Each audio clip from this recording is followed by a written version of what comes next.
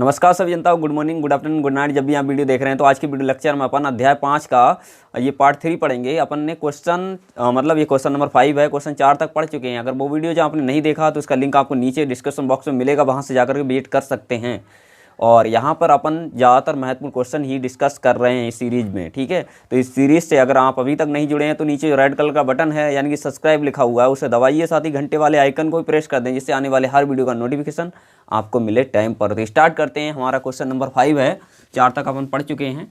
अल्पसंख्यक वर्ग क्या है? अल्पसंख्यक वर्गों को राज्य से संरक्षण की जरूरत क्यों है? ठीक है, अल्पसंख्यक मतलब जो समूह या किसी जाति या धर्म के लोग जिनकी संख्या कम है उन्हें हम बोलते हैं अल्पसंख्यक वर्ग। जैसे हिंदुस्तान में संख्या किसकी ज़्यादा? हिंदुओं की, तो हिंदू हो गए बहुसंख्यक, यानी कि जिनकी संख्या ज़्यादा उन्हें बोलते हैं बहुसंख्यक।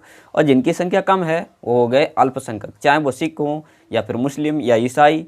तो जिनकी संख्या कम होती है उन्हें बोलते हैं अल्पसंख्यक, ठीक है। जैसे अगर बात करें हम पाकिस्तान में बहुसंख्यक कौन है? मुस्लिम। और अल्पसंख्यक वहाँ कौन है? हिंदू। हिंदू की संख्या कम है तो वहाँ पर हिंदू मतलब अल्पसंख्यक के रूप में है, ठीक है।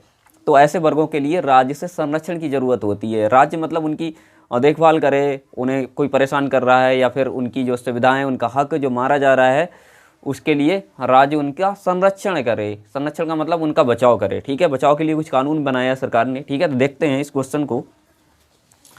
अल्पसंख्यक वर्ग का अर्थ किसी विशेष समुदाय, विशेष मतलब कोई भी एक समुदाय, जैसे मुस्लिम हो गया या मतलब सिख ईसाई कोई भी, ठीक है, जिनकी संख्या कम हो, जो संख्या की दृष्टि से कम है, उनके लिए हम बोलेंगे अल्पसंख्यक, ठीक है।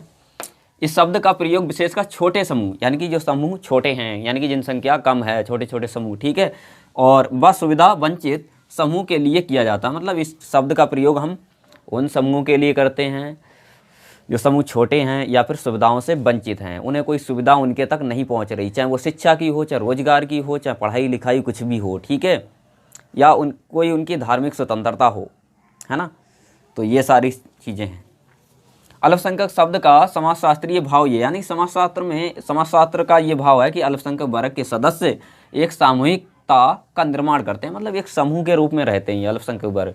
क्यों? वैसे ही इनकी संख्या कम है, अगर ये समूह के रूप में नहीं रहेंगे तो ये बहुसंख्यक के द्वारा इनका हक मार लिया जाएगा, इन पर जबरन अपनी संस्कृति को थोप दिया जाएगा, है ना। इनका धर्म भी खतरे में आ जाएगा। इसलिए राज्य इनकी देखभाल करता है, इनका संरक्षण करता है ना, इनके धार्मिक स्थलों का भी बचाव करता है। आई ना बात समझ में? अर्थात उनमें अपने समूह के प्रति एकजुटता का प्रबल भाव होता है। मतलब ये अपने समूह के प्रति जागरूक होते हैं, एकता के सूत्र में बंधे होते हैं ताकि दूसरे लोग इन्हें परेशान ना कर सकें, मतलब बहुसंख्यक लोग इन्हें परेशान ना करें, ठीक है। नेक्स्ट है हमारा ये भाव हानि असुविधा से जुड़ा होता है। इनके अंदर एक प्रकार की असुविधा होती है ना। मतलब इनके लिए इन्हें ऐसा लगता है कि हमारी जो सुविधाएं हैं वो मार ली जा रही हैं, वंचित किया जा रहा है हमें सुविधाओं से, और इनके लिए कोई हानि ना पहुंचाए, इसलिए ये इकट्ठे रहते हैं, ठीक है। क्योंकि पूर्वाग्रह और भेदभाव का शिकार होने के कारण, मतलब कई बार इनके साथ भेदभाव भी हो जाता है, ठीक है। मतलब सुविधाओं को लेकर के, सरकार की जो सुविधाएं आ रही उनको लेकर के भेदभाव हो जाता है, जातिगत भी भेदभाव होता है ना। इंडिया में भी होता है ऐसी सारी चीज़ें, है ना। शिकार होने के कारण ये अपने समूह के प्रति निष्ठा और दिलचस्पी के भावनाओं को बढ़ावा देते हैं। अपने समूह के लिए क्या करते हैं जी? यानी कि ये बोलते हैं इकट्ठे रहो, है ना। अपने समूह के प्रति ये दिलचस्पी दिखाते हैं, है ना, ज़्यादा मतलब अपने समूह की तरफ ध्यान देते हैं ताकि मतलब इनका कोई हक ना मारे, कोई परेशान ना करे, है ना, इनका धर्म खतरे में ना आए, ठीक है। इनके जो रीति रिवाज हैं वो बने रहें लगातार, ठीक है। उसके बाद है 1992 में, मतलब सरकार ने इनके लिए संरक्षण करने के लिए, मतलब इनका हक, इन्हें रोजगार दिलाने के लिए, इन्हें इनकी समस्याओं को सुनने के लिए सरकार ने क्या किया? संरक्षण के लिए एक आयोग का गठन किया सरकार के द्वारा, है ना, जो कि इनकी देखभाल करेगा, इन्हें संरक्षण देगा। उस आयोग को कहते हैं अल्पसंख्यक आयोग कानून, ठीक है। 1992 में अल्पसंख्यक आयोग कानून आया, सिर्फ इन्हीं के बचाव के लिए आया ये कानून, इनका संरक्षण करने के लिए सरकार के द्वारा एक आयोग का गठन किया गया था, ठीक है। जिसके तहत 1993 में अधिसूचना आई आयोग का मुख्य उद्देश्य, मतलब एक सूचना आई कि आयोग का जो उद्देश्य है, मुख्य उद्देश्य है कि अल्पसंख्यक समुदायों का संरक्षण करना। मतलब इस उद्देश्य से ही ये कानून लाया गया कि जो अल्पसंख्यक वर्ग हैं उन्हें जो भी नुकसान हो रहे हैं, हानि हो रही है, उनका संरक्षण हो, चाहे वो शिक्षा के क्षेत्र में है, चाहे कोई भी सरकारी सुविधा के इनका हक मारा जा रहा हो तो उन्हें दिया जाए, ठीक है। और क्या था इस आयोग का काम? उनके हालत का समय समय पर जायजा लेना। और ये आयोग का काम था कि उनकी हालत को हम समय समय पर जानें कि उन्हें क्या तकलीफ़ है और उसका निवारण करें, ठीक है। और उनकी शिकायत सुनना और उनका निवारण करना, यही काम था इस आयोग का, ठीक है। तो आई होप आपको ये क्वेश्चन क्लियर हो गया होगा। अगर कोई दिक्कत आ रही तो नीचे कमेंट बॉक्स है, मैंने खोल रखा है, अभी कमेंट से भर दीजिएगा पूरा, ठीक है। अगर समस्या है तो, अगर कोई आपके मन में सवाल है तो भी पूछ सकते हैं। और वीडियो पसंद आया तो लाइक शेयर ज़रूर करें अपने दोस्तों के साथ, ताकि कोई भी स्टूडेंट ऐसा ना रहे जिस तक ये वीडियो ना पहुँचे, मतलब जो एग्ज़ाम में है आपका कोई मित्र दोस्त जो एग्ज़ाम देंगे 22 में, ठीक है, तो उन तक पहुँचाइएगा। अब क्वेश्चन क्रमांक 6 देखेंगे, ये भी काफ़ी ज़्यादा महत्वपूर्ण क्वेश्चन है, ठीक है। अब क्वेश्चन क्रमांक हमारा 6 जिसका नाम है धर्मनिरपेक्षीकरण की प्रमुख विशेषताओं का वर्णन कीजिए। धर्मनिरपेक्षीकरण क्या है ना, तो इसके बारे में पहले हम थोड़ा सा बता देते हैं। धर्म के प्रभाव में कमी आना धर्मनिरपेक्षीकरण कहलाता है, ठीक है।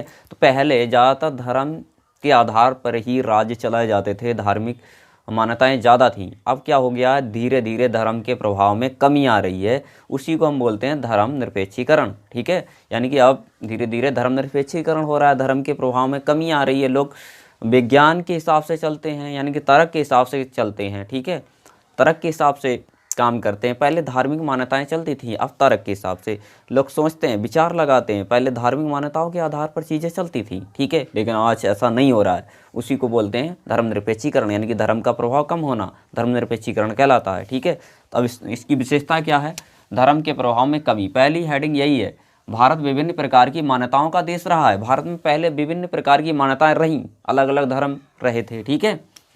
विभिन्न धार्मिक समुदायों ने भारतीय जनता को विभिन्न वर्गों में बांट दिया, यानी कि जनता छोटे छोटे वर्गों में बट गई। विभिन्न मान्यताएं चल रही थी, विभिन्न धर्म थे, जनता को छोटे छोटे वर्गों में बांट दिया था। लेकिन धर्मनिरपेक्षतावाद की भावना से समाज में धर्म के प्रभाव को कम कर दिया गया। यानी कि जब धर्मनिरपेक्षता आई समाज के अंदर तो धर्म के प्रभाव में कमी आ गई, लोग तर्कशील हो गए, है ना, विज्ञान के हिसाब से कार्य करने लग गए, ठीक है।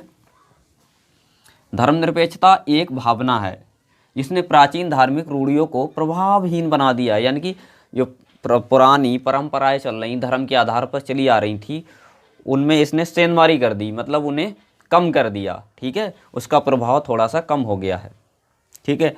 व्यक्ति हर काम धर्म के आधार पर अब नहीं करता, ठीक है। मेरा एक मित्र था, वो मतलब कुछ भी काम होता था कि सोमवार से करूँगा, मैं इस दिन से करूँगा, मतलब वो बहुत ज़्यादा दिखता था। लेकिन अब धीरे धीरे कमी आ गई, हर व्यक्ति नहीं करता, पहले होता था, है ना। लोग कपड़े भी दिन के हिसाब से पहन लेते थे, लेकिन आज ऐसा नहीं हो रहा है ना, क्योंकि धार्मिक मान्यताएं धीरे धीरे कम हो रही हैं। आई होप आप समझ रहे होंगे। तर्क एवं विवेक की प्रधानता। अब तक व्यक्ति धर्म की बातों को आंखें बंद करके मानता था और धर्म की बातों का विरोध करना पाप माना जाता था। यानी कि अभी तक तो व्यक्ति क्या कर रहे थे कि धर्म की बातों को आंख बंद करके मान रहे थे कि हाँ धर्म तो बहुत ज़रूरी है, और ये अगर मैं इसके खिलाफ़ कोई काम करूँगा तो मुझे पाप लगेगा। और धर्म के खिलाफ़ व्यक्ति बोल भी नहीं सकता, उसे लग रहा होता कि ये काम गलत है, फिर भी कर रहा था, है ना। तो बहुत काम ऐसे हैं, धार्मिक मान्यताएं भी कुछ खामियां थी उनके अंदर, है ना, ठीक।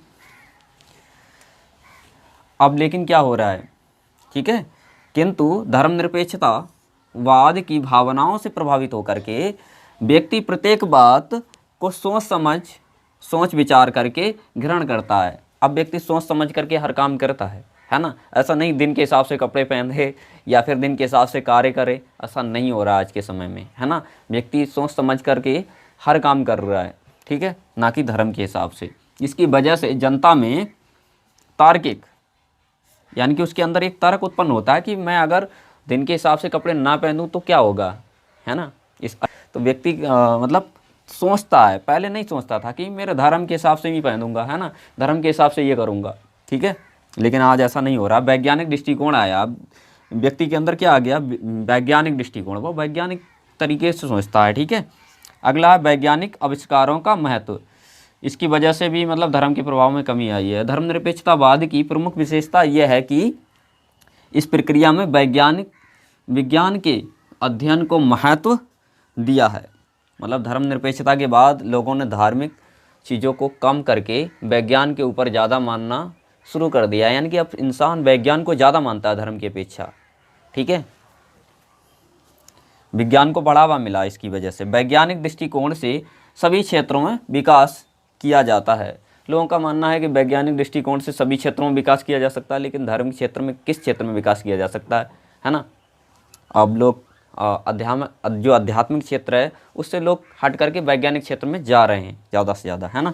इसीलिए जीवन के सभी क्षेत्रों में धर्म का प्रभाव कम हुआ है। अब धर्म का प्रभाव कम हो गया। कुल मिला के आप समझ गए होंगे धर्मनिरपेक्षीकरण का मतलब होता है धर्म के प्रभाव में कमी। तो आई होप आपको ये वीडियो पसंद आया है, क्योंकि आप यहाँ तक देखते हुए चले आए हैं तो मैं समझता हूँ कि आपको पसंद जरूर आया होगा। तो लाइक करें और अपने सभी आलसी दोस्तों के साथ शेयर जरूर कर दें ताकि उनका भी कुछ भला हो जाए। Thanks for watching for video.